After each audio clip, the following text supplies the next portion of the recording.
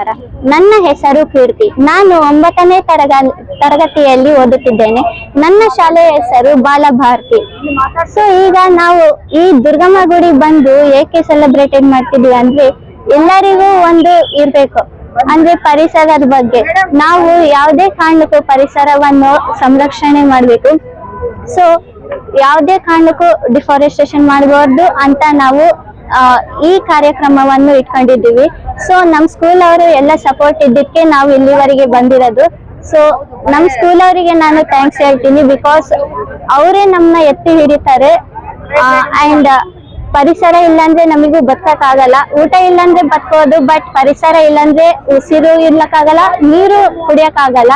So ಇಷ್ಟು ಹೇಳಕ್ಕೆ ಇಷ್ಟಪಡುತ್ತೇನೆ. ಧನ್ಯವಾದಗಳು.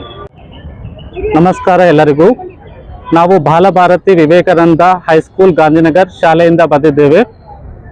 ಮಕ್ಕಳಿಗೆ ಈ ದಿನ ವರ್ಲ್ಡ್ ಎನ್ವಿರಾನ್ಮೆಂಟಲ್ ಡೇ, ಸಮಾಜದ ಹರಿವನ್ನು ತಿಳಿಲಿಕ್ಕೆ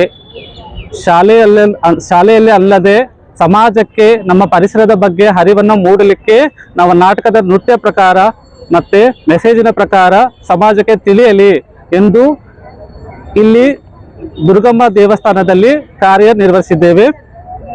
ಹಾಗೂ ಸಮಾಜದಲ್ಲಿ ಬಹಳ ಕೊರತೆಯನ್ನು, ತುಂಬ ತೊಂದರೆಯನ್ನು, ಬಳ್ಳಾರಿಯಲ್ಲಿ ತುಂಬ ಗಿಡಗಳು ಮತ್ತು ಮಳೆ ಇಲ್ಲದೆ ಬಿಸಿಲಿಲ್ಲದೆ ತುಂಬ ಹರಿವು ಮೂಡಲಿಕ್ಕೆ ಸಮಾಜದಲ್ಲಿ ಮಕ್ಕಳಿಗೂ ಗಿಡವನ್ನು ನೀಡಬೇಕು, ಪ್ಲಾಸ್ಟಿಕ್ಕನ್ನು ಅವಾಯ್ಡ್ ಮಾಡಬೇಕು. ಪ್ಲಾಸ್ಟಿಕ್ ಬದಲು ಬ್ಯಾಗ್, ಬಟ್ಟೆಯ ಬ್ಯಾಗ್ ಇಲ್ಲ ಬೇರೆ ಸ್ಟೀಲಿಂದು ಹಿಡ್ಕೊಂಡು ಯೂಸ್ ಮಾಡಬೇಕು ಅಂತಂದು ಪ್ಲಾಸ್ಟಿಕ್ ಅನ್ನ ಅವಾಯ್ಡ್ ಮಾಡಬೇಕು, ಬಳಕೆ ಮಾಡಲ. ಕಿರು ನಾಟಕವನ್ನು ಮಾಡೋದ್ರ ಮುಖಾಂತರ ಪರಿಸರದ ಜಾಗೃತಿಯನ್ನು ನಾವು ಮೂಡಿಸ್ತಕ್ಕಂತ ನಮ್ಮ ಶಾಲೆಯಿಂದ ನಾವು ಮಾಡಿದೀವಿ.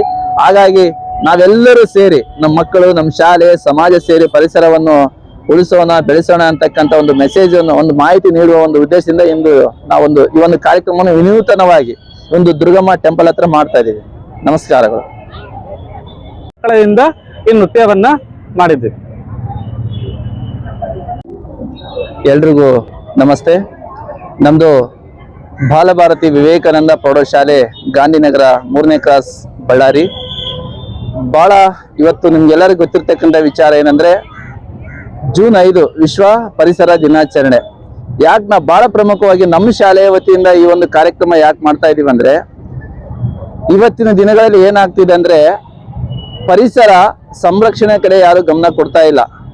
ಆವತ್ತಿನ ದಿನಗಳಲ್ಲಿ ಸಾಲು ಮರದ ತಿಮ್ಮಕ್ಕ ಗಿಡಗಳನ್ನ ತಮ್ಮ ಮಕ್ಕಳಂತೆ ಭಾವಿಸಿಕೊಂಡು ರಸ್ತೆಯ ಬದಿಯಲ್ಲಿ ಗಿಡಗಳನ್ನು ನೆಟ್ಟು ಲಾಲನೆ ಪಾಲನೆ ಮಾಡಿ ಆ ಗಿಡಗಳನ್ನು ಬೆಳೆಸಿ ಸಂರಕ್ಷಣೆ ಮಾಡಿ ಒಂದು ಇಡೀ ವಿಶ್ವಕ್ಕೆ ಒಂದು ಉತ್ತಮವಾಗಿರ್ತಕ್ಕಂಥ ಒಂದು ಮಾಹಿತಿಯನ್ನು ನೀಡಿದ್ರು.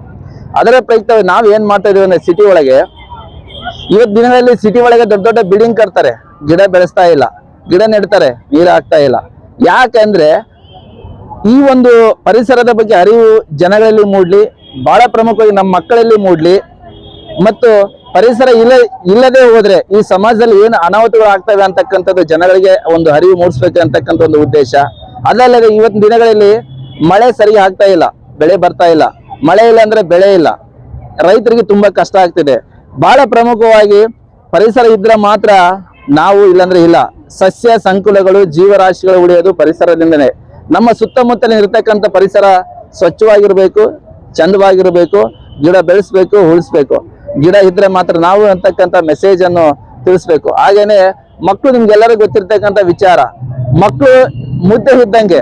ಆ ಮಕ್ಕಳು ನಾವು ಯಾವ ರೀತಿ ಹಿಂಗೆ ಟರ್ನ್ ಮಾಡ್ತಾಳೆ, ಈ ತರ ಬೆಂಡ್ ಮಾಡ್ತಾವೆ, ಅದೇ ರೀತಿ ಆ ಮಕ್ಕಳು ಬೆಂಡ್ ಆಗ್ತಾರೆ, ಜ್ಞಾನವನ್ನು ತಿಳ್ಕೊಂತಾರೆ. ಹಾಗಾಗಿ ಪರಿಸರದ ಬಗ್ಗೆ ನಾವ್ ಏನಾದ್ರೂ ಮಕ್ಕಳಿಗೆ ಅರಿವು ಮೂಡಿಸಿವಿ ಅಂದ್ರೆ ಸಮಾಜಕ್ಕೆ ಒಂದು ಒಳ್ಳೆ ಮೆಸೇಜ್ ಹೋಗ್ತದೆ. ಅವರು ಸಹ ತಮ್ಮ ಪೇರೆಂಟ್ಸ್ ಇರ್ಬೋದು, ಸಮಾಜದಲ್ಲಿ ಇರ್ಬೋದು, ಅಣ್ಣ ತಮ್ಮಂದು ಎಲ್ರಿಗೂ ಒಂದು ಮಾಹಿತಿಯನ್ನು ಕೊಡ್ತಾರೆ ಅಂತಕ್ಕಂಥ ಒಂದು ಉದ್ದೇಶದಿಂದ ಇವತ್ತು ನಮ್ಮ ಶಾಲೆ ವತಿಯಿಂದ, ನಮ್ಮ ಶಾಲೆಯಿಂದ ಸುಮಾರು